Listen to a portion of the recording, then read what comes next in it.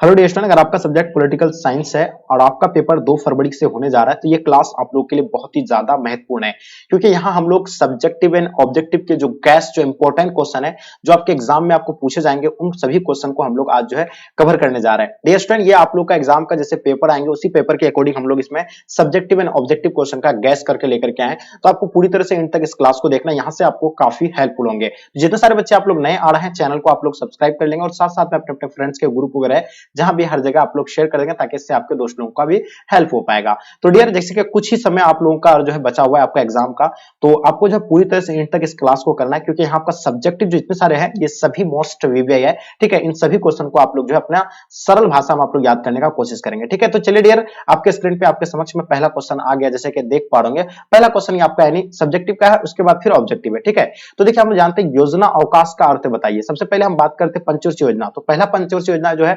कब हुआ था, तो याद रखिएगा हम लोग जानते हैं 1951 से लेकर 1956 तक हुआ था। दूसरा भी हुआ था क्या, यानी 56 से लेकर 61 तक हुआ था, और तीसरा 61 से लेकर मतलब क्या 66 तक हुआ था। उसके बाद जो है योजना अवकाश आ गया। इनके बारे में हम लोग समझेंगे योजना अवकाश है क्या। देखिए, तीसरी पंचवर्षीय योजना जब 1961 से 66 के बाद जो है क्रम में यानी कि विधान पर गया था, यानी जो ये क्रम जो चल रहा था, जो पंचवर्षीय जो 5 साल का जो यानी योजना चल रहा था, ये जो है क्या हो गया, यानी इसमें कोई बाधा आ गया था। ठीक है, इसलिए ये जो है एक वर्षीय योजनाएं कर दिया गया था, इसको फिर ये एक वर्षीय कर दिया गया था। जैसे 66 के बाद जो इसको यानी एक वर्षीय योजना कर गया था, जिन्हें जो है 1966 से लेकर 67 तक, 1967 से लेकर 68 तक तथा 1968 से लेकर 69 तक, यानी एक वर्षीय जो है कितना बार हुआ, 3 साल जो है ये एक वर्षीय योजना चला। उसके बाद अवधि को लिया, उसका चौथी पंचवर्षीय योजना फिर से जो है पंचवर्षीय योजना स्टार्ट हुआ 1969 से लेकर 74 तक चली, और इन 3 वर्षीय की अवधि में जो 3 वर्षीय योजना आई, इन्हीं को जो है क्या कहा गया, योजना अवकाश कहा गया, यानी पंचवर्षीय योजना का क्रम में ही टूट गया और इसी को ही योजना अवकाश का नाम दिया गया था। ठीक है,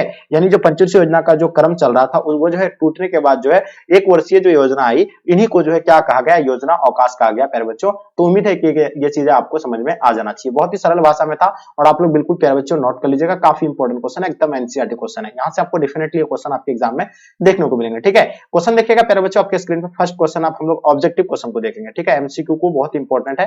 देखिए, भारत के प्रथम विदेश मंत्री कौन थे, इनके बारे में आपको बताना है। देखिए, अगर हम बात करते हैं भारत के प्रथम विदेश मंत्री या फर्स्ट जो है प्राइम मिनिस्टर की अगर बात करें, तो सब जानते हैं कि प्रथम विदेश मंत्री जो थे यानी कौन थे, पंडित जवाहरलाल नेहरू थे, सरदार वल्लभ भाई पटेल, कृष्ण, डॉक्टर राजेंद्र प्रसाद। तो डियर, इसके बारे में आप लोग को बताना है, इसका आंसर आप लोग का क्या हो जाएंगे। ठीक है, तो उम्मीद है कि इसका सभी बच्चों का आंसर आप लोग का बिल्कुल परफेक्ट होना चाहिए, जल्दी बताएंगे। भारत के प्रथम विदेश मंत्री कौन थे। देखिए, हम लोग जानते हैं फर्स्ट यानी प्राइम मिनिस्टर भी जो है यानी पंडित जवाहरलाल नेहरू थे, और प्रथम जो है क्या थे, यानी विदेश मंत्री भी रह चुके थे, यानी ऑप्शन आप लोग का सी, जितने सारे बच्चे दिए बिल्कुल सही आ रहा है। ठीक है, दूसरा क्वेश्चन देखिएगा, राज्यसभा का जो सभापति होता है वो कौन होता है ना। तो देखिए, हम लोग जानते हैं राज्यसभा के जो सभापति होते हैं वो जो होते हैं उपराष्ट्रपति होते हैं। कौन होते हैं, उपराष्ट्रपति। बिल्कुल इसको भी आप लोग जो है नोट कर लीजिएगा। ओके, चलिए आगे देखिएगा, आपके स्क्रीन पे क्वेश्चन नंबर दूसरा देखिएगा प्यारे बच्चों, पंचवर्षीय योजना क्या है ना।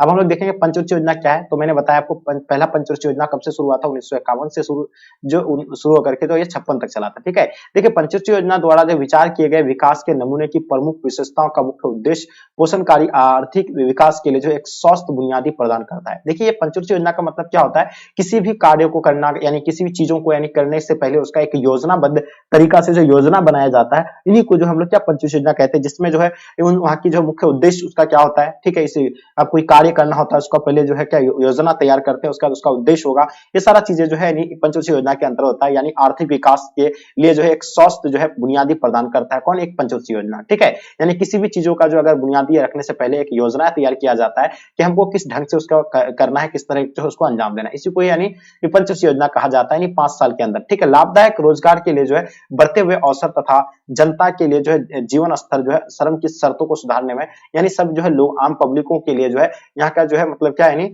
जीवन स्तर को यानी बेहतर बनाने के लिए, समृद्धि बनाने के लिए जो है ये योजनाएं बनाई जाती है। ठीक है, ताकि पंचवर्षीय योजना व्यक्तिगत पहल यानी व्यक्तिगत जो पहल सहकारी तथा संयुक्त प्रयत्नों के विशेष क्षेत्र को विस्तृत करती है। आर्थिक तत्वों को यानी अवश्य ही अधिक महत्व देना होगा, परंतु जो है सामाजिक क्षेत्र के कुछ पहलू को हम उपेक्षा नहीं कर सकते हैं। हाँ, चलिए आगे अब देखते हैं क्या है इसमें। इस प्रकार पंचवर्षीय योजना का विकास की एक कड़ी है। ठीक है, तो यह जो है आपका यानी पंचवर्षीय योजना क्या है, इनके बारे में मैंने अभी आपको समझाया। पहला पंचवर्षीय योजना कब चला था, 1951 से 56 तक। और पहला पंचवर्षीय योजना में जो है किसकी बात चली थी, इनके बारे में आप बताइए। चलिए अब हम लोग चलते हैं प्यारे बच्चों ऑब्जेक्टिव क्वेश्चन की ओर, जो आपके स्क्रीन पे आ गया, ठीक है। तीसरा नंबर क्वेश्चन देखिएगा, भारत के प्रथम शिक्षा मंत्री जो थे यानी कौन थे, है ना। तो हम लोग जानते हैं फर्स्ट जो है एजुकेशन मिनिस्टर जो अपना भारत के थे, तो कौन थे, भीमराव अंबेडकर जी नहीं, ये तो प्रारूप समिति के अध्यक्ष थे, हैं, जिसे संविधान का पिता कहा जाता है, ठीक है। उसके बाद के एम मुंशी, ये भी तो नहीं होगा इसका। डॉक्टर आइंदर प्रसाद, ये भी नहीं होगा। इसका आंसर आपका मौलाना अबुल कलाम आजाद हो जाएगा, यानी ऑप्शन आप लोग का डी परफेक्ट आंसर हो जाएंगे। भारत के प्रथम जो है एजुकेशन मिनिस्टर ऑफ, जो मतलब भारत का जो एजुकेशन मिनिस्टर था वो कौन थे, अबुल कलाम आजाद थे। चलिए क्वेश्चन नंबर 4 देखिएगा, निम्नलिखित में से कौन एक राज्य नहीं है। देखिए हम लोग इसमें ऑब्जेक्टिव एंड सब्जेक्टिव के जितने सारे अति महत्वपूर्ण क्वेश्चन है, उन सभी क्वेश्चन को हम लोग इसमें इंक्लूड किए हैं, ठीक है। चलिए अब हम लोग देखते हैं कि इसमें से एक राज्य नहीं है, प्यारे बच्चों इनके बारे में बताना है। असम एक राज्य नहीं है, मणिपुर, दिल्ली, इनमें से कोई नहीं। तो देखिए अगर हम बात करते हैं इनमें से कौन एक राज्य नहीं है, तो एक देखिए असम एक राज्य है, मणिपुर भी एक राज्य है, दिल्ली एक राज्य नहीं है। इसलिए दिल्ली एक क्या है, केंद्र शासित प्रदेश है, तो ये राज्य के अंतर्गत नहीं आएगा, इसलिए इसका आंसर आपका सी राइट आंसर हो जाएंगे। अब बात करते हैं क्वेश्चन नंबर तीसरा, देखिएगा प्यारे बच्चों, श्वेत क्रांति। देखिए ये क्वेश्चन काफी इंपॉर्टेंट है। देखिए ये संबंधित जो है किससे है, तो हम लोग जानते हैं दुग्ध उत्पादन से संबंधित है, यानी दूध उत्पादन से संबंधित है। अब देखिएगा ये श्वेत क्रांति का संबंध जो है दूध उत्पादन यानी आंदोलन से जुड़ा हुआ है, और ये कहां से शुरू हुआ था, गुजरात के जो है आनंद नामक शहर में जो है सहकारी दूध उत्पादन यानी अमल अवस्थित जो है अमूल से जो है गुजरात के करीब 25 लाख दूध उत्पादकों ने अपने जोड़कर जो है श्वेत क्रांति को जो है आगे बढ़ाया था। ये कहां से स्टार्ट हुआ था, तो ये गुजरात से स्टार्ट हुआ था, और डॉक्टर वर्गीस कुरियन नाम के जो ये थे, उन्हीं से जो है ये इसका जो है नेतृत्व किया था, और वही जो है इसका नेता था, ठीक है, श्वेत क्रांति का, ठीक है। चलिए तो ये जो है मतलब कहां से, गुजरात के आनंद नामक शहर है, वहां से जो है ये दूध उत्पादन में यानी वृद्धि किया, जिसका नाम क्या रखा, अमूल अवस्थित, ठीक है। ये अमूल से जो है गुजरात करीब जो है 25 लाख दूध उत्पादक अपने को जोड़कर श्वेत क्रांति को जो आगे बढ़ाया। यहाँ के जो लोग हैं ये 25 लाख दूध उत्पादकों ने जो है मिलकर के योजना बनाया, और ये जो है धीरे धीरे आगे बढ़ाया। आज पूरे भारत में जो है इसी की वजह से जो है पूरे भारत में जो है पता है अमूल एक ब्रांड बन गया, ठीक है। ये चीज भी आपको पता होगा, ठीक है। सब जानते हैं कि अमूल का दूध जो है सब कोई जो है पीते हैं, ठीक है। चलिए और एक नंबर भी होता है। उसके बाद ग्रामीण विकास एवं गरीबी उन्मूलन की क्या दृष्टि, तो यानी अमूल नामक ही एक सहकारी आंदोलन देश के लिए जो है अनूठा और कारगर मॉडल रहा, ठीक है। यही था एक श्वेत क्रांति, जिसका जनक किसे कहा जाता है, श्वेत क्रांति का जनक हम लोग जानते हैं डॉक्टर वर्गीज कुरियन को कहा जाता है। तो नो डाउट यहाँ को कोई दिक्कत नहीं होना चाहिए, अब कहने क्लियर हो गया। अब हम लोग चलते हैं प्यारे बच्चों, अब नेक्स्ट क्वेश्चन की ओर चलते हैं। 5 नंबर क्वेश्चन देखेंगे हम लोग, ऑब्जेक्टिव क्वेश्चन। राज्यों के पुनर्गठन आयोग के अध्यक्ष कौन थे, इनके बारे में बताना। देखिए अगर हम बात करते हैं राज्य पुनर्गठन आयोग के अध्यक्ष की अगर बात करते हैं, तो गोविंद वल्लभ पंत हो जाएगा, बिल्कुल नहीं होगा। ये हम लोग के एम पन्नीकर हो जाएगा, नहीं, पंडित हरिन्द्रनाथ कुंजारू, ये भी नहीं होगा। न्यायमूर्ति फजल अली, प्यारे बच्चों इसका आंसर आप लोग का बिल्कुल परफेक्ट होगा। यानी राज्य पुनर्गठन आयोग का यानी 1900 कब बना था, 1953 को, और यह राज्य 1953 यानी भाषा आधार पर जो है पहला राज्य बना था, आंध्र प्रदेश बना था, ठीक है। और इसका आंसर आप लोग का डी बिल्कुल राइट आंसर हो जाएंगे, ठीक है। संविधान सभा के अध्यक्ष यानी कौन थे प्यारे बच्चों, इनके बारे में बताइए। देखिए अगर हम बात करते हैं संविधान के अध्यक्ष की अगर बात किया जाए प्यारे बच्चों, ये सभी को पता होना चाहिए, डॉक्टर राजेंद्र प्रसाद जो है संविधान के अध्यक्ष थे, और इसका आंसर आप लोग का बी प्यारे बच्चों, आप सभी का आंसर बिल्कुल परफेक्ट आंसर हो जाएंगे, ठीक है। प्रारूप समिति का अध्यक्ष डॉक्टर भीमराव अम्बेडकर जी हो जाएगा, ठीक है। चलिए मैंने बता दिया आपको। चलिए आगे देखिएगा, अब हम लोग नेक्स्ट क्वेश्चन की ओर चलते हैं प्यारे बच्चों। आपके स्क्रीन पे हरित क्रांति पर एक टिप्पणी लिखिएगा। देखिए काफी इंपॉर्टेंट क्वेश्चन है। हम लोग सबसे पहले आप बात करते हैं क्या हरित क्रांति के बारे में। देखिए इसका जनक किसे कहा जाता है, एम एस स्वामीनाथन को कहा जाता है। ये जो है यानी क्या हरित क्रांति से क्या संबंध है, जैसे कृषि के उत्पादनों में जो है यानी काफी वृद्धि हुआ था। भारत में जो हरित क्रांति की शुरुआत 1967 से लेकर यानी 68 में किया गया था। भारत में एम एस स्वामीनाथन इसके जनक माना जाता है। किसे जनक माना जाता है, एम एस स्वामीनाथन को जो इसका जनक माना जाता है, किसको, हरित क्रांति का, ठीक है जी। चलिए उसके बाद देखिएगा, अभी आगे देखेंगे हम लोग हरित क्रांति का अभिप्राय देश के जो है में सिंचित एवं असिंचित कृषि क्षेत्रों में अधिक उपज देने वाले यानी संकर तथा बोने बीजों का उपयोग फसल के उत्पादन में वृद्धि करना, यानी ये जो इसका उद्देश्य था, यानी जो हरित क्रांति का जो यानी क्या, यानी जो सिंचित या असिंचित जो यानी कृषि क्षेत्रों में जो यानी उपज जो है यानी कम हो रहा था, उन क्षेत्रों में जो है यानी उपज को बढ़ाना था, ठीक है। जहां उपज सही से जो है ढंग से नहीं हो पा रहा था, चाहे सिंचित क्षेत्र में या असिंचित क्षेत्र में, तो वहां जो है क्या यानी उच्च मतलब उत्तम किस्म का बीज का प्रयोग करके एंड रासायनिक खादों का प्रयोग करके जो है यानी खाद्यान्न के उत्पादन में जो है बढ़ोतरी करना, जैसे कि चावल हो गया, मक्का हो गया, गेहूं हो गया, जितने सारे खाद्यान्न फसल है उन सभी चीजों में यानी बढ़ोतरी करना, और इसी को ही जो हरित क्रांति कहा जाता है। और एक कहीं ना कहीं ये जो है हरित क्रांति ये साबित हुआ, ठीक है। इसलिए क्योंकि ये जो है मतलब अभी काफी जो हरित क्रांति के बाद जो है यानी सब जगह जो है यानी क्या हुआ, यानी बढ़ोतरी यानी उत्पादन में जो है यानी वृद्धि हुई, ठीक है। तो हरित क्रांति के जो है फसल रूप जो मैंने बताया आपको, गेहूं, गन्ना, मक्का तथा बाजरा आदि फसलों की प्रति हेक्टेयर उत्पादन एवं कुल उत्पादकों में काफी यानी वृद्धि हुई। तो वो जो है हरित क्रांति के बारे में मैंने बताया, इन चीजों को आप लोग प्यारे बच्चों नोट कर लिए होंगे, ओके। तो यहाँ से आपका भी क्लियर हो गया, नो डाउट। चलिए अब हम लोग चलते हैं क्वेश्चन नंबर 7 देखिएगा प्यारे बच्चों जो आपके स्क्रीन पे आ गया है ना। भारत में जो वित्तीय वर्ष होता है वो कितने कब से कब तक मनाया जाता है। देखिए वित्तीय वर्ष जो हम लोग जानते हैं 1 अप्रैल से लेकर 31 मार्च तक का होता है। कितना तक होता है? 1 अप्रैल से लेकर 31 मार्च तक होता है प्यारे बच्चों। तो इसका आंसर आप लोग का सी बिल्कुल जो बच्चे बताए बिल्कुल परफेक्ट है। ठीक है, क्वेश्चन नंबर 8 देखिएगा आपके स्क्रीन पे, राष्ट्रीय विकास परिषद के गठन यानी कब हुआ था। देखिए हम लोग जानते हैं राष्ट्रीय विकास परिषद के जो अध्यक्ष होते हैं वो कौन होते हैं? ये प्रधानमंत्री होते हैं। कौन होते हैं जी? ये बिल्कुल आप लोगों को पता होगा, प्रधानमंत्री होते हैं, हम लोग जानते हैं है ना। ये कब बना था? 1952 को हुआ था। ये बिल्कुल याद रखिएगा, ऑप्शन सी बिल्कुल राइट आंसर हो जाएंगे। क्वेश्चन नंबर 5 देखिएगा प्यारे बच्चों आपके स्क्रीन पे आ गया। देखिए मैकमोहन रेखा क्या है? देखिए हम लोग जानते हैं मैकमोहन रेखा ये कहां पे स्थित है। सबसे पहले फर्स्ट ऑफ ऑल आपको पता होना चाहिए जो है अरुणाचल प्रदेश में भारत और चीन के बीच की एक सीमा रेखा है जो कहां अपने भारत के बिहार कौन सा राज्य में है?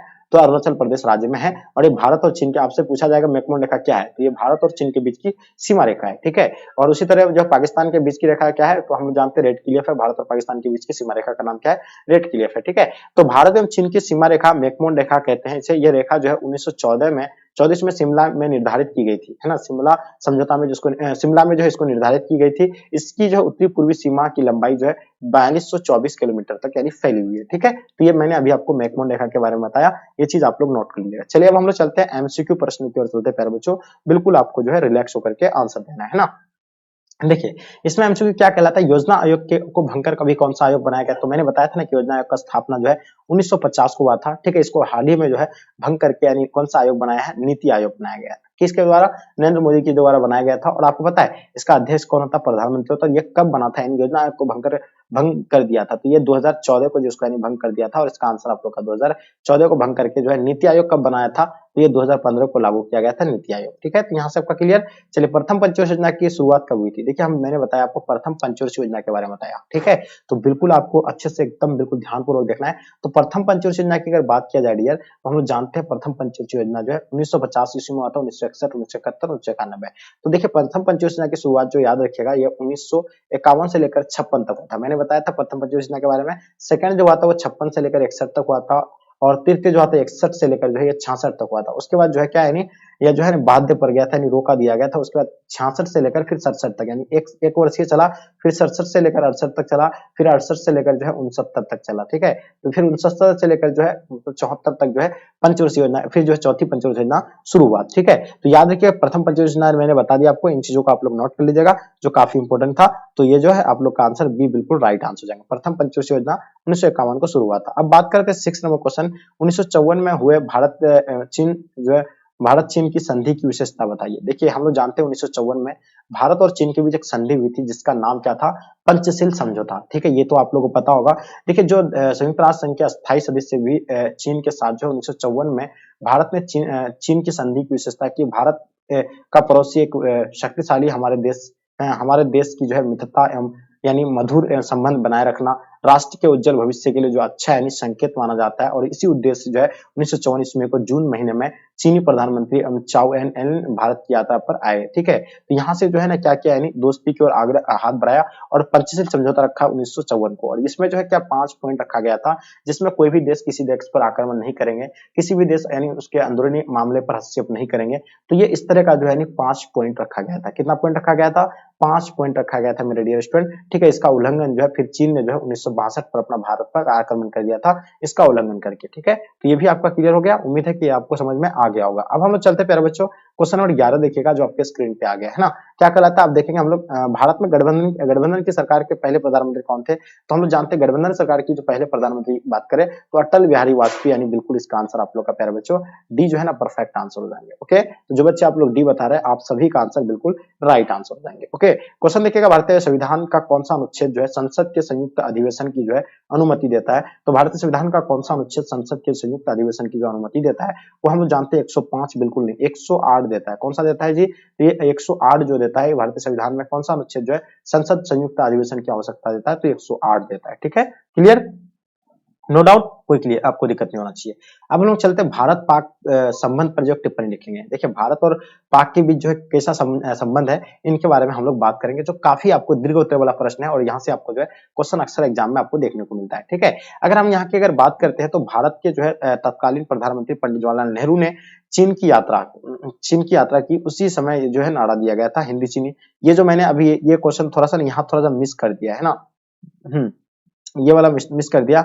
यहाँ से आपका जो है पंचशील समझौता में 5 पॉइंट रखा था, ये चीजें यहाँ नहीं है, ठीक है। इसका थोड़ा सा नीचे हो जाएगा, इसका डेफिनेशन जो आपका है नहीं, एक यहाँ नीचे दिया हुआ है ना। भारत पाक ये वाला क्वेश्चन जो है ना, मैं अभी आपको किसके बारे में बता रहा था, ये चीन के बारे में बता रहे थे। ये क्वेश्चन में थोड़ा सा मिस्टेक कर दिया था, ये पंचशील समझौता के बारे में मैंने बताया था। भारत और चीन के बीच जो है, मतलब ये जो है किस तरह का रिश्ता था, उनके बारे में यहाँ मैंने अभी आपको बताया, ठीक है। तो ये थोड़ा सा उल्टा हो गया, ये क्वेश्चन यहाँ नहीं होगा, ये क्वेश्चन यहाँ होगा। ये भारत और चीन के बीच की ये टिप्पणी लिखने वाले थे यहाँ। क्या हो जाएगा जी, यहाँ भारत और पाकिस्तान हो गया। थोड़ा सा ध्यान से आप लोग समझिए मेरे बात को, भारत और चीन हो जाएगा, ठीक है। देखिए टाइपर मास्टर जो है गलती कर दिया है, भारत और चीन के बीच को यानी जो है ये रिश्ता को लेकर के यहाँ जो है बात हुई। तो देखिए हम लोग जानते हैं भारत और पाकिस्तान के प्रधानमंत्री पंडित जवाहरलाल नेहरू जो है चीन की यात्रा की, उसी समय नारा दिया गया था, हिंदी चीनी चीनी भाई भाई।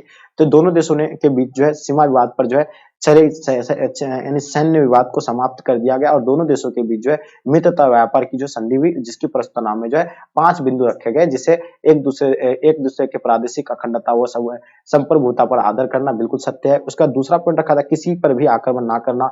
तीसरा पॉइंट एक दूसरे के घरेलू मामलों पर हस्तक्षेप नहीं करना। उसका चौथा पॉइंट क्या था, समानता व परस्पर जो था लाभ तथा उसका शांतिपूर्ण सहस्तित्व। ये जो है यानी 5 पॉइंट रखा था। ये मैंने बताया था भारत और चीन के बीच जो है संबंध को लेकर के मैंने बताया, और इससे पहले वाले क्वेश्चन जो था ये भारत और जो है यानी पाकिस्तान के बीच था। यहाँ जो उल्टा क्वेश्चन कर दिया, भारत और चीन की संधि उधर वो वाला क्वेश्चन होगा, यहाँ जो होगा भारत और पाकिस्तान वाला हो जाएगा, ठीक है। तो याद रखिएगा यहाँ पाकिस्तान हो जाएगा, फिर से सुन लीजिएगा, पाकिस्तान होगा एंड वहां जो होगा आपका यानी चीन होगा। तो ठीक है, तो ये आपको लोगों को बिल्कुल उम्मीद है कि ये चीज आपको समझ में आ गया होगा। अब हम लोग चलते हैं इसका ऑब्जेक्टिव क्वेश्चन की ओर।